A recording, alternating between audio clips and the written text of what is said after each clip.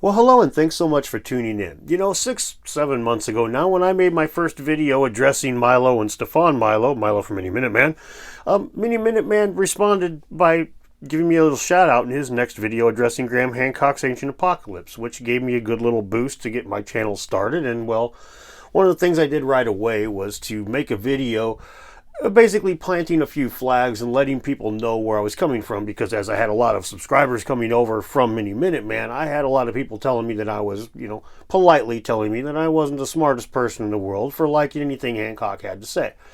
So rather than have them all attack, 20 different positions that I didn't hold, I went through and kind of laid some of those out. And a lot of these positions have changed since then, and including my lighting. My God, in that one, I've just got my light just like right in my face. Sorry about that if you go look on that video, but it is what it is.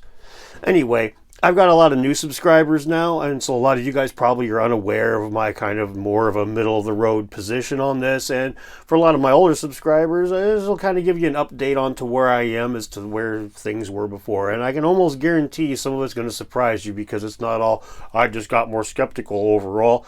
There's some things that I was skeptical of coming into it that I'm actually more of a believer in now. Anyway, I really appreciate everybody who's helped me get this far. I mean, 10,000 subscriber video and it's already almost 20,000 subscribers, so I better hurry up and get this thing out. Hi, I'm Dan and welcome to Debunking. One of the biggest changes was my increase in knowledge of archaeoastronomy. It wasn't as easy to look into that stuff years ago as it is now. It's a fairly obscure field, and I've learned a lot, and that's had kind of mixed results. Like, for example, the video I mentioned a second ago. In that video, I talk about Angkor Wat and the Draco correlation that Graham Hancock posits in Heaven's Mirror, and I found that fairly compelling, but I needed to do more research.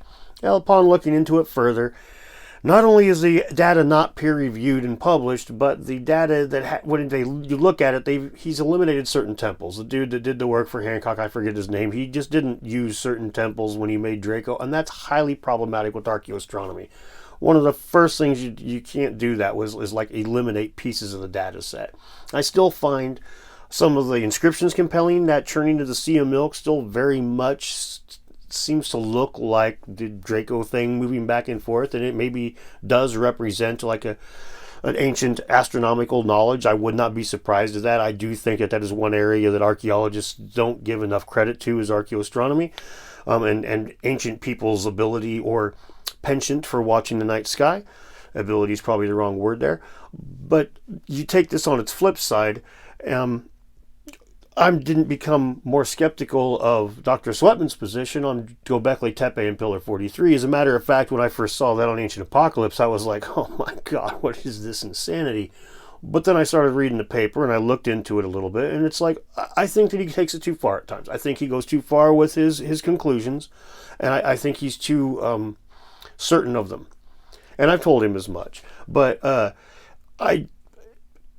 when it comes to archaeoastronomy, I think that's one of those lenses that just doesn't get used enough. And if archaeoastronomy is the lens that's to be used to discern the truth at Göbekli Tepe, it will almost certainly come from the core of that work that Martin Sweatman posited there. That being Scorpio, that being Sagittarius, Pisces, the sun.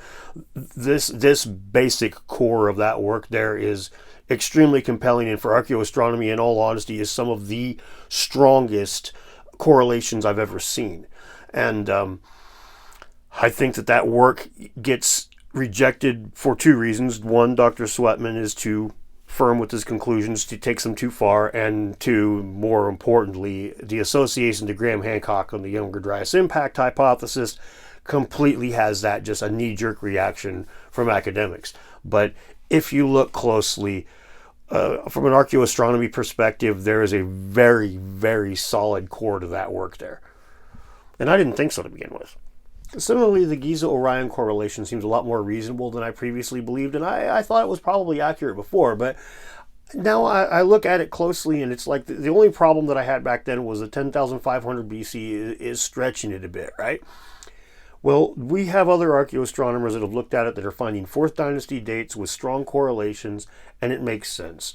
Orion was equated with Osiris. Osiris was the god of the afterlife. No matter if you're you, Mr. Archaeologist, or me, Mr. Pyramidiot, with Dan's personal interpretations of the thing, we're both going to agree that area was all hell-bent on resurrection, it makes sense that they would emulate Osiris on the ground.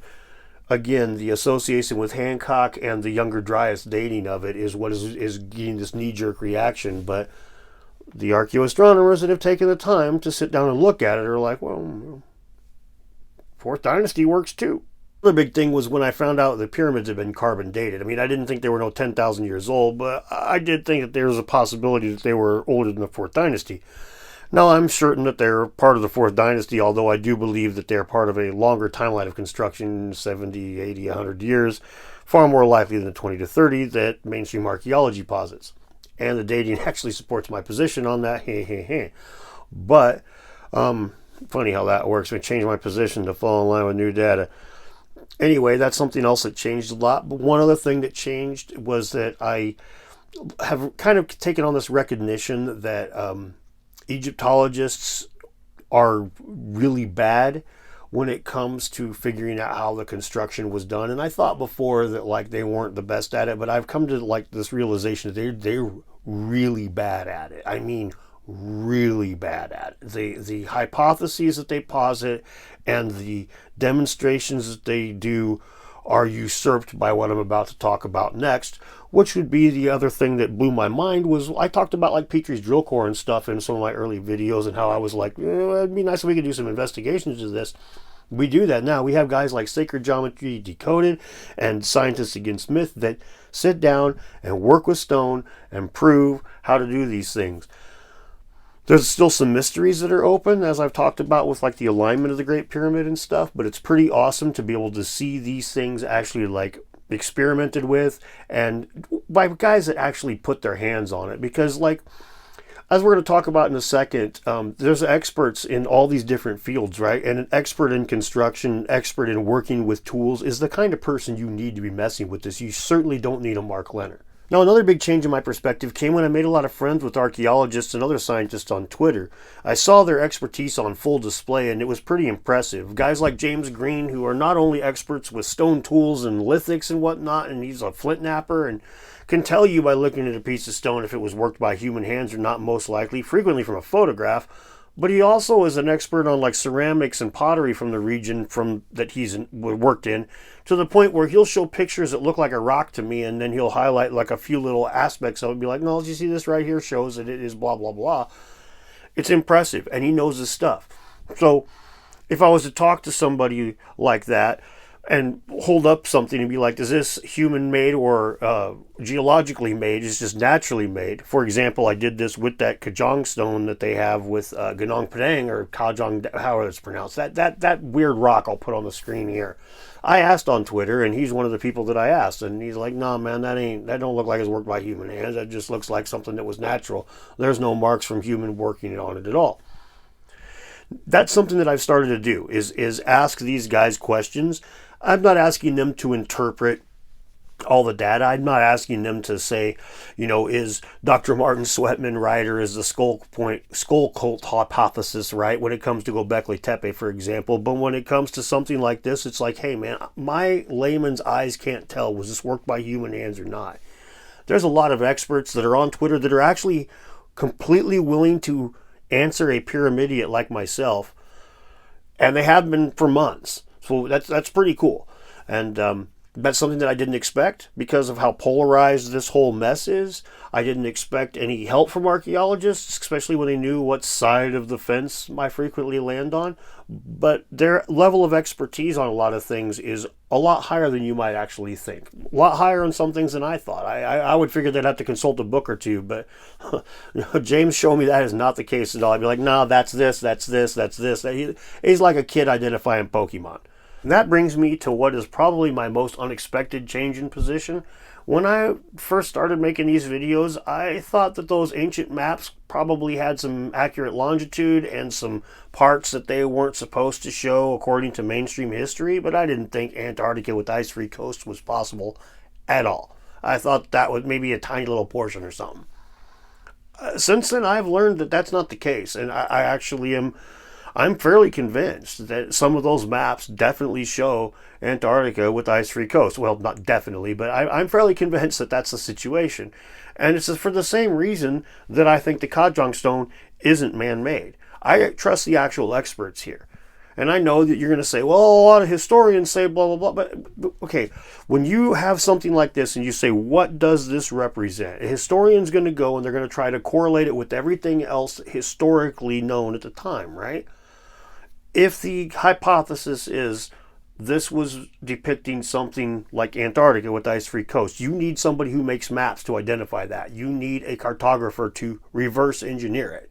And from what I can see, literally every cartographer, every professional cartographer that has looked into this has come away going, man, I don't really know how to explain the dating side of this shit, but yeah, this looks like Antarctica to me. Please don't ruin my career.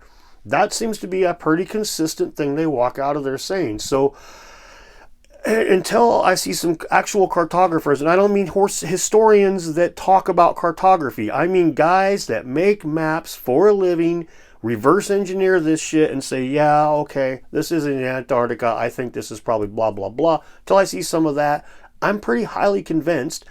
The experts are convinced these are legitimately maps of Antarctica with ice-free coasts. Furthermore, the geology side of things says that 6,000 years ago, 7,000 years ago, 10,000 years ago, in that whole neck of the woods, let's talk 6,000 years ago so we don't get crazy, there were huge chunks of Antarctica that were ice-free, so mapping it wouldn't be unrealistic. It's not unreasonable for it to have been mapped piecemeal by 3 or 4 different people, which is why we get Queen Maud Land, but not anything next to it that's accurate. So to me, that's what seems most compelling. Expert cartographers saying that it's Antarctica with ice-free coasts. Trump's historians saying that it's not all day long, in my opinion. We're talking maps, not history.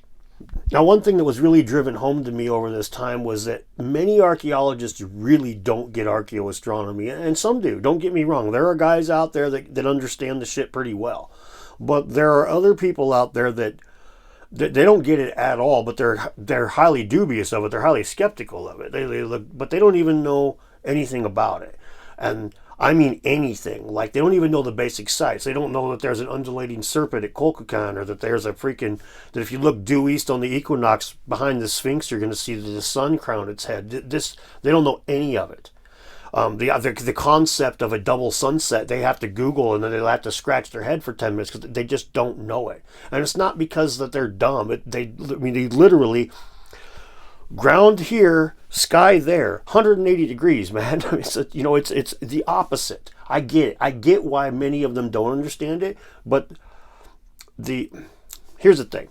You take a site like Gigantea and those other temples in Malta that Hancock talked about, right?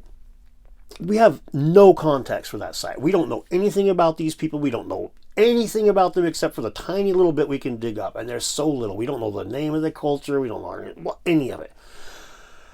So everything's in those situations, we tend to see things viewed through a handful of lenses. It's about hunting, it's about fertility, it's about spirituality. Religion's always the old fallback. Oh, we don't know religion. Must have been for religious significance. Personally, I think astronomy should be one of those lenses. Everybody sees the sky. It's ubiquitous, and it's something that's important to all cultures. It's the way they kept time. It's the way they followed herds and the way they planted crops, the way they navigated at sea. It was an important thing. So it being disregarded as a lens, it not being held next to hunting and fertility and religion, in my opinion, is a serious mistake on the part of archaeologists. Not all archaeologists, again, but I think that archaeology as a field values astronomy maybe 5 notches lower than it should be. So do I still believe in a lost civilization from about 12,000 years ago? Well, yeah, I have to say that I do. And like back then, it was like Bronze Age at best, and even that would be pushing it. It's most likely advanced mathematics, seamanship, astronomy, architecture. And by advanced, I mean advanced compared to their contemporaries, not advanced by us or anything, or advanced even, very limited by the terms of advanced. High tech is out. No sonics, no electricity, no tolling with jets. None of that is in my worldview and has been on this stuff. But I do think that there's a good chance that there was a culture that survived the last ice age, it barely, and passed on some limited knowledge. There are a few signs that I see for that do show up. I've spoken about in videos from time to time, but I'll mention one of them here that These eye clamps that you see, they're called masonry cramps, to be honest. And they're something that masons have used for a long time. If you're going to tie two blocks of stone together, coring into them and dropping a clamp in there that fits perfectly is a pretty good way of doing it. It's a good nail. But the thing is in certain places around the world, we see it show up without precedent. It hasn't been used anywhere else in the locale before. There's just this one area, it just shows up, and it's not used like a nail. It's used like a safety feature. It's used like a redundancy measure. It's used like its standard operating procedure. Like, this is just how those guys worked with stone. So, we got a seam here, we put a clamp, right? Yeah, we don't really need one, but that's what we do. We got a seam, you put a clamp. I know we don't need one, but as an electrician, you run a wire, you put a staple. I know we don't need one here, it's going to be fine, but code says a staple, you put a damn staple there, bang, bang, boom. So that's what it looked like to me. And so when you see it just pop up out of nowhere and it's used in these manners that aren't important, those cramps look like evidence for some degree of knowledge being transferred into this site, because there's no precedent of it. And it's showing up being used in a manner that's not like troubleshooting. It's like they've been doing this for a long time. As I've mentioned before, a prime example for a site like that would be Tiwanaku. So I hope that this lets all my new subscribers know like my more centrist position on all this pyramid stuff. And I hope it lets my older subscribers see where, I've shifted a little bit this way and that. And, I really want to thank you guys. I mean, I'm almost to 20,000 subscribers. I am blown the F away, to be honest with you. I did not think 6 months, 7 months, that's crazy. I did not think it was going to grow this fast by any means. So I really want to thank you all so much. Your support means everything in the world. There's buttons down below you can click to do stuff. But before you even click any of my links and go do any of that, go sit down and have a meal with your family. Hug somebody you love. There's a lot of heavy thoughts about today, and I get that, but just love somebody. Have a good day, okay?